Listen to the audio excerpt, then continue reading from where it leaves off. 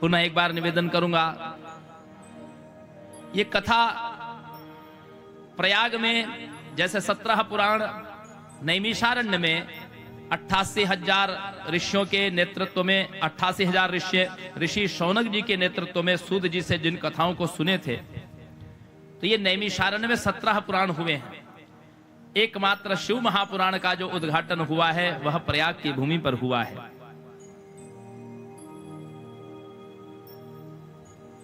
भगवान शिव त्रिगुणातीत हैं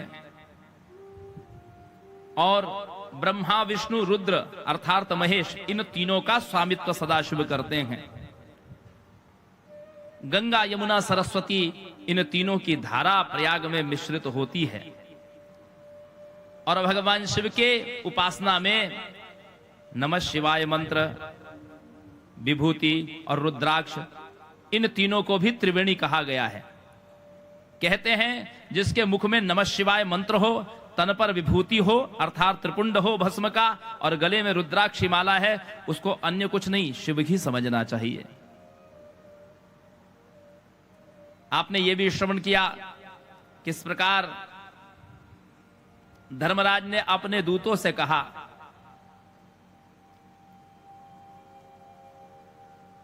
कि कोई व्यक्ति यदि दंभ पूर्वक या पाखंड पूर्वक या अनायास भी कोई शिव रूप धारण कर लेता है, विभूति को धारण करता है अथवा रुद्राक्ष को धारण करता है, कोई पाखंड के लिए भी या स्वरूप दंभ युक्त होकर के भी कोई शिव जी का स्वरूप बनाता है, तो उसको कभी नरक में मत आने देना, वो शिव का ही स्वरूप माना जाता है। ये न केन प्रकार न कोई व्यक्ति शिव के इन तत्वों से संयुक्त हो जाए, वह शिव स्वरूप हो जाता है। अनायास स्पर्श करने पर भी अग्नि अपना स्वभाव जलाने का नहीं छोड़ती। ठीक उसी प्रकार शिवजी के ये तत्व शिवजी से ही युक्त हैं, विभूति, रुद्राक्ष और शिवजी का नाम, जो अनायास लेने पर या अथवा धारण करने पर भी जीव मात्र को शिव तत्व की प्राप्ति कराने वाले हैं। आपने ये भी श्रवण किया,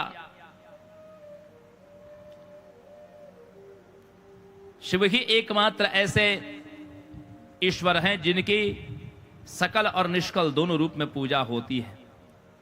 सकल के रूप अर्थात वेद प्रतिमा के रूप में शिव जी की पूजा होती है, क्योंकि भगवान सगुण साकार भी हैं, और निष्कल रूप से भी पूजा होती है अर्थात भगवान निर्गुण निराकार भी हैं। संसार को यह ज्ञान सबसे पहले देने के लिए भगवान विष्णु और ब्रह्मा जी के परस्पर विवाद के मध्य में भगवान ज्योतिर्लिंग के रूप में प्रकट हुए। इस ज्योति की कोई आकृति नहीं है, यह आदि मध्यांतहीन है। इनका सर्वप्रथम दर्शन करके इनकी सत्ता को प्रथम स्वीकार किया भगवान विष्णु ने, तो शिवजी ने, सदाशिव ने अपने समत्व इनको बना दिया, अपनी समता प्रदान की, क्योंकि सर्वप्रथम इस जगत में शिव जी की परम सत्ता को, परम सत्य को भगवान श्री हरि ने ही स्वीकार किया।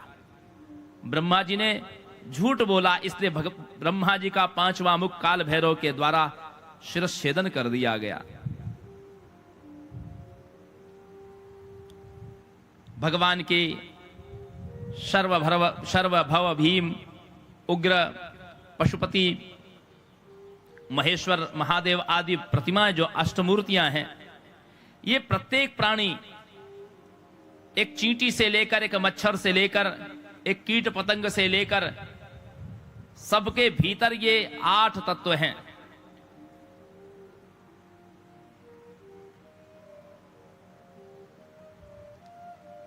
इसीलिए कल की कथा में आपने श्रवण भी किया,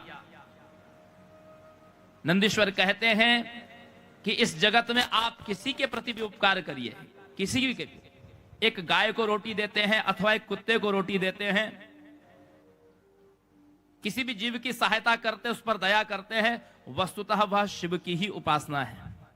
और किसी भी जीव को आप कष्ट देते हैं, वो शिव के प्रति किया गया अनादर है। ऐसा नहीं कि केवल आप शिवलिंग में पूजा में कोई त्रुटि कर दे तो शिव का अनादर होगा।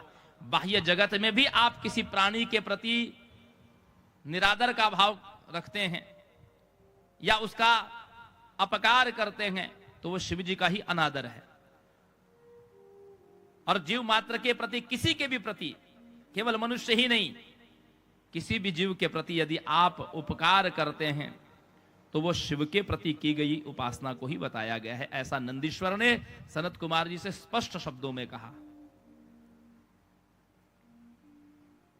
शिव महापुराण आपके भीतर समाहित हुई तब आप जाने, जब आपके मन में सारा संसार शिवमय देखने का ज्ञान प्रकट हो जाए, समस्त जीवों के प्रति आपके मन में उदारता का भाव प्रकट हो जाए, दया का भाव प्रकट हो जाए, तब आप जानिएगा कि अब शिव महापुराण की कथा हमारे भीतर अब पच रही है। ये तो ध्यान करने के लिए भगवान का दिव्य स्वरूप है। दशभुजा पंचानन युक्त भगवान का जो विग्रह है, ये तो ध्यान करने के लिए है। पूजन तो शिव जी का आप कहीं भी कर सकते हैं, किसी भी प्राणी को शिव मान करके उसकी पूजा की जा सकती है।